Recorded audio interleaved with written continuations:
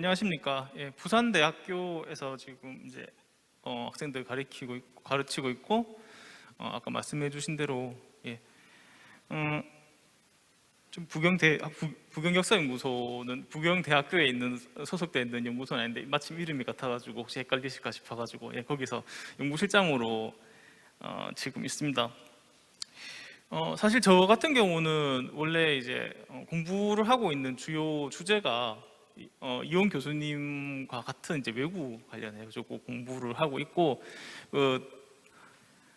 뭐 덕분에 이제 이원 교수님한테 많은 이제 연구적인 그런 혜택을 직접 만나 뵙지 못하더라도 이제 계속 연구를 이제 도움을 받고 있는 그런 입장에 있습니다. 그런 상황이었고, 저한테 한국 해적에 대해 가지고 좀 발표를 해달라는 의뢰가 왔을 때 처음에 제가 좀 의아했습니다. 한국 해적이요, 이렇게 이제 반문을 할 상황이었는데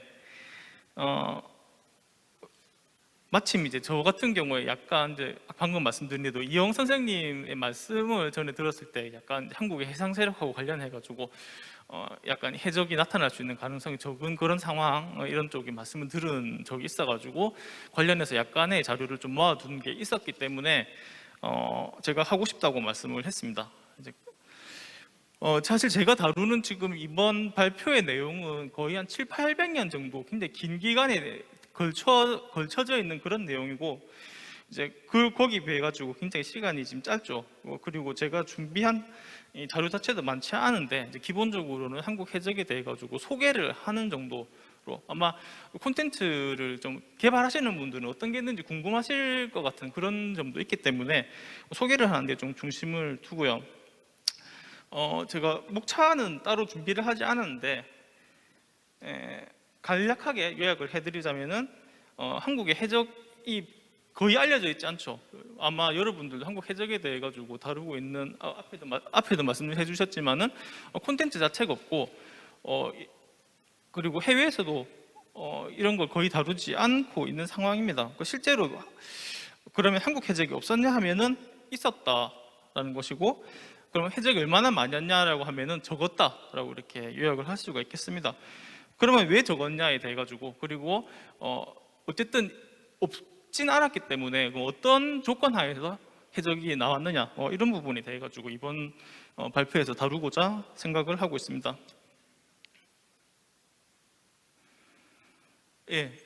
해적 정의를 하고 좀 넘어가야 될 것 같아가지고 앞에 달았는데, 간략하게 이거는 이제 제가 정의한 겁니다. 해상에서 영리를 목적으로 비합법적인 행위를 하는 무리라고 이렇게 저는 정의를 해봤는데, 이제 그렇게 보면은 이제 조금 더 확대된 형태의 해적이 될 수도 있죠. 그러니까 폭력적인 행위를 하기도 하지만 폭력이 아니라고 하더라도 이제 스머글러, 그 밀수 업자들, 이런 사람들까지도 해적에 포함해가지고 볼 수 있고, 실제로 앞서 이영 쌤이 다루어주신 일본 해적들 외구라든지 아니면은 중국 해적들 같은 경우도 이런 밀수업에 굉장히 많이 손을 대고 있습니다. 어쨌든 이제 거기까지를 해적에 포함할 수 있겠다라는 생각이 드는데, 여기서 이제 그래서 이제 이걸 보시면 수상에서 활동을 한다는 부분, 그 다음에 영리를 목적으로 비합법적인 행위를, 혹은 이제 뭐 법의 테두리를 벗어나가지고 비윤리적인 행위를 하는 이제 그런 무리들이 있다고 볼 수가 있겠죠. 이제 이런 경우에 실제로는 윤리적으로 큰 문제가 없지만은 이제 국가의 규정에 의해 가지고, 예를 들어 가지고 국가의 세금, 실제로는 그냥 국경에서 서로 장사를 하는 거라고도 스스로 생각하는데 공권력에 의해 가지고 그게 이제 탈세다 이렇게 되면 해적이 되는 거죠.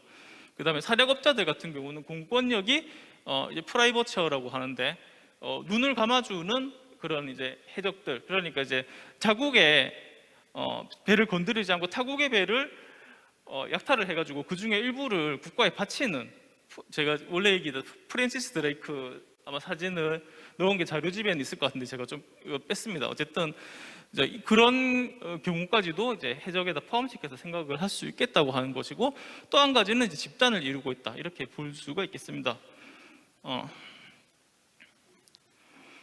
이제 한국 해적에 대해 다루어야 되는데 일단 한국 해적을 어떻게 정의할 것인가를 생각해 보면 결국은 이 한반도에서 활동한 해적이 아니고 한민족에 의한 해적 활동으로 정의를 하는 것이 적절하다는 생각이 듭니다. 왜냐하면 한반도에는 엄청나게 많은 해적들이 있었지만은 그 상당수는 이제 일본이나 중국 해적들이 활동을 했고 이제 그들까지도 한국 해적에 넣어가지고는 이야기하기 힘들기 때문입니다. 여기 이제 저 캐리비안 얘기 많이 나왔는데 이게 이제 주윤발이 이제 중국 해적으로 나오기도 하고 저기 16세기 정도에 나타난 후기 외구 중에서 우리가 오늘 이야기가 안 된 콘텐츠에 다루어진 해적이 동방불패 보시면 그 해적들이 나옵니다. 중국 해적들도 나오고 이 편에서 일본 외구하고 이렇게 결탁해가지고 나오기도 하는데 이제 그런 부분까지도 이제 해적으로 볼 수가 있겠죠. 어쨌든 한국 해적은 주체를 중심으로 주체가 어떤 민족인가를 가지고 정의를 하는 게 맞겠다는 생각을 하고 있습니다. 아까 앞에서도 이제 이영 쌤도 언급을 하고 했지만 중국이나 일본 해적들에 비해 가지고 한국 해적은 거의 사료상에 등장하는 게 많지 않습니다. 없는 것은 아니지만 많지 않고 그 이웃 나라의 해적들하고 비교하면은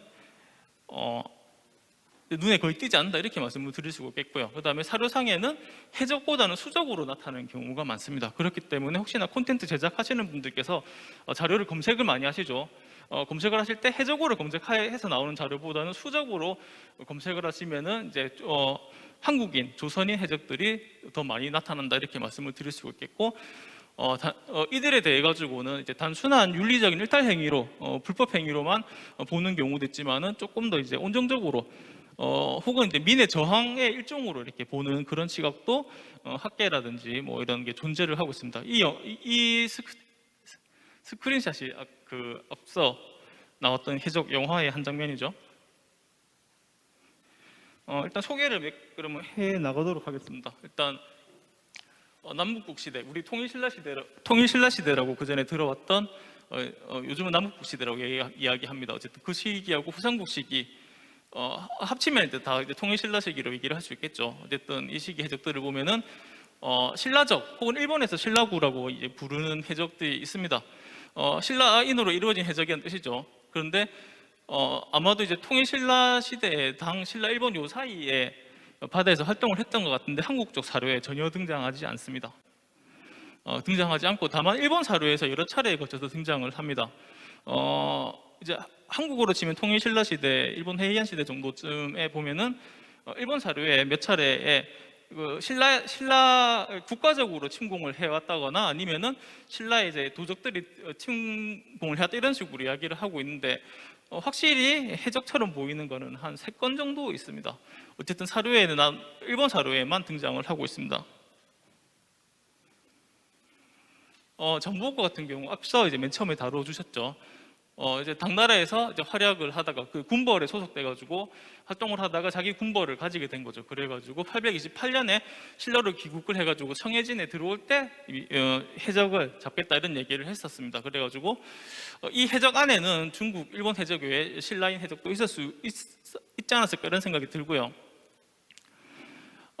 그리고 이렇게 청해진이 활동을 하다가 결국 장보고가 암살당하면서 청해진도 몰락을 하게 되는데 아마 그 이후부터는 다시 해적이 들끓었을 것으로 추정을 할 수가 있습니다.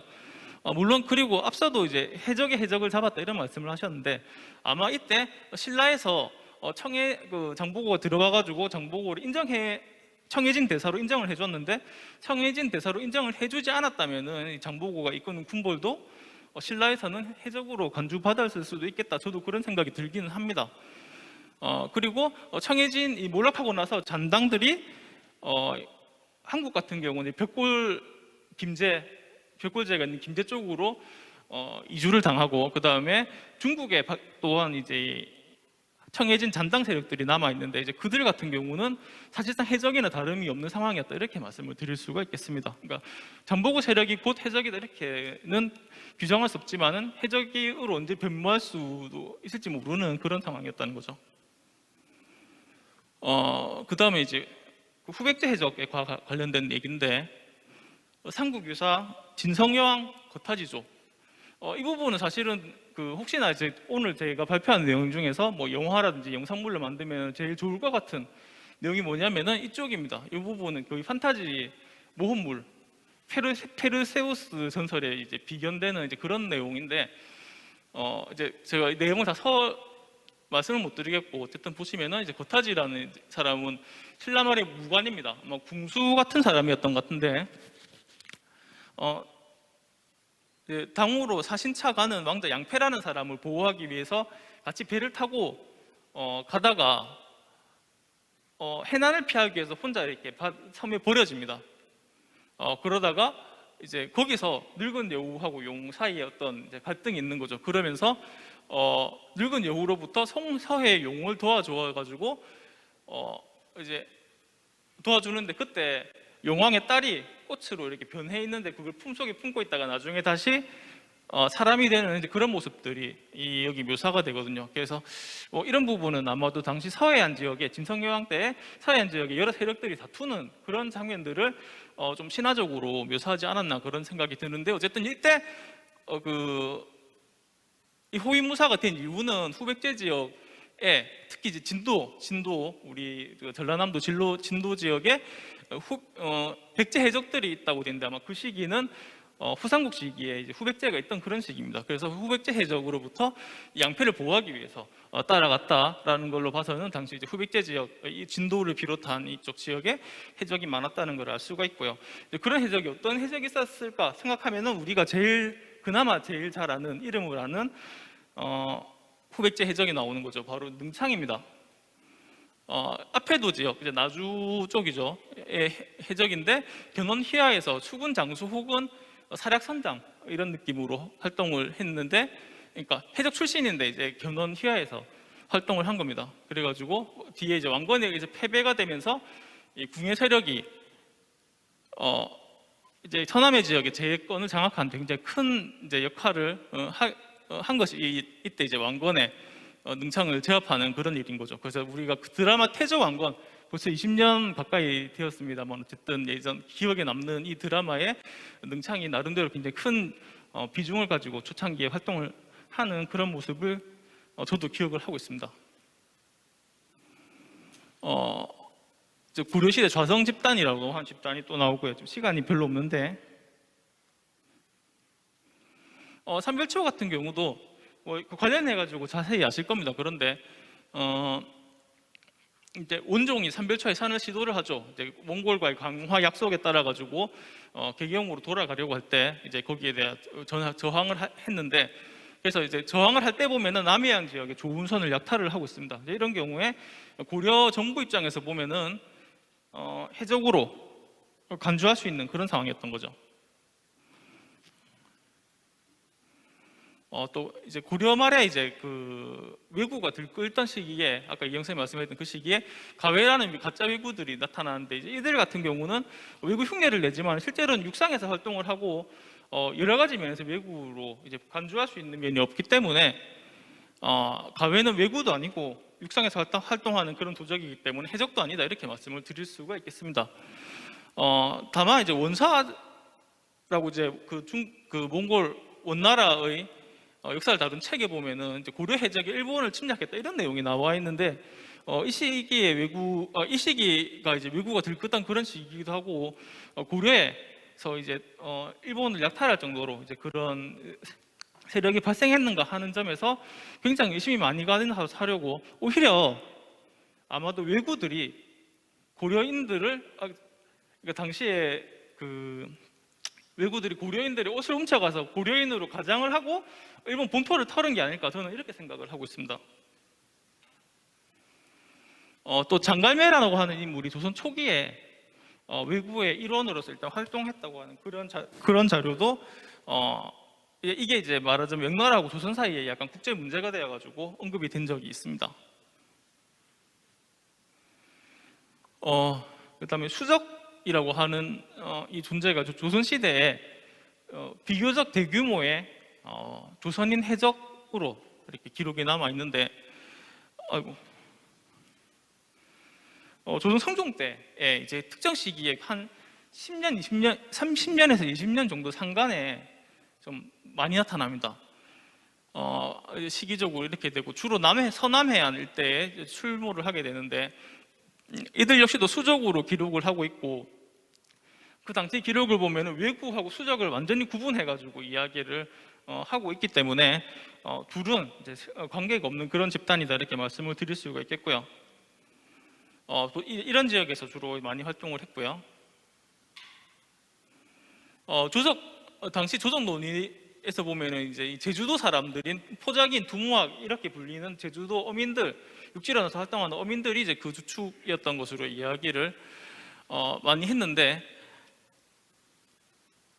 과연 이 포자긴하고 당시에 활동했던 수작들이 동일한 그런 집단인가에 대해 가지고는 뭐 완전하게 일치하지는 않을 수도 있다 이런 생각이 듭니다. 그 다음에 심지어 그 중에 포자긴들이 많았다고 해도 당시의 제주도인들이 다 이렇게 수적 같은 성격을 가지고 있지는 않았을 것이다 이런 생각이 들고요. 어쨌든 이 정도 수준이고 이제 해적이 거의 많이 나오지 않습니다. 이제 그런 이유에 대해 가지고는 결국 해적이 존재하기 위해서는 해적의 바탕이 되는 게 이제 해상 세력이 있어야 된다고 하는 것인데 그리고 해상 세력이 있기 위해서는 당시 이제 시기적으로 활발한 해상 활동을 하고 그다음에 공권력의 그늘이 필요하다 이런 두 가지 또 조건이 있어야 된다고 하는 것입니다. 그런 면에서 봤을 때 이제 앞에 살펴봤던 여러 가지 해적들도 대부분 이제 그런 경향성이 다 있다고 이렇게 보고 있는 것이고요. 그런데 대충 이런 해상 세력 같은 경우는 삼별천 몰락 이후에 더 이상 이제 이 한반도의 해상 세력이라고 할 정도로 이제 큰 세력이 존재를 거의 하지 않았다 이렇게 볼 수가 있겠습니다.